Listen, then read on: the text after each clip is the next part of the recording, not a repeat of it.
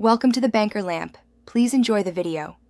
You start by confirming who owns the recording and composition. This prevents surprises. Once you identify the track, check Content ID claims and metadata so you know whether automatic blocks or monetization will happen. Make sure to locate any license terms, Creative Commons variants, a sync license, or a purchase receipt. You should save screenshots and emails as evidence. After that, shortlist tracks that are public domain, CC BY, or from a service that grants YouTube sync and monetization rights. Once done with identification, you need a clear right to publish. Obtain a sync license for the master and a composition license if different parties own them. If you're using covers, secure a mechanical or compulsory license and confirm YouTube policies for covers. Alternatively, use YouTube Audio Library or paid royalty-free catalogs that explicitly permit monetization. That avoids manual clearance.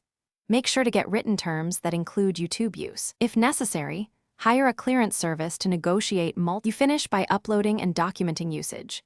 Paste license lines, link exact license names, and attach purchase ID or permission emails in the description so reviewers see proof. Once published, monitor Content ID and manual claims. If a claim appears, dispute only when you have the license or permission, explain why and attach evidence.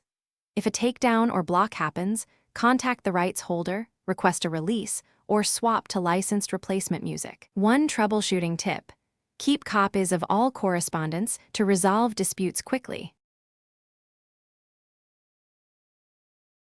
Thanks for watching. If this was helpful, leave a like and consider subscribing. See you next time.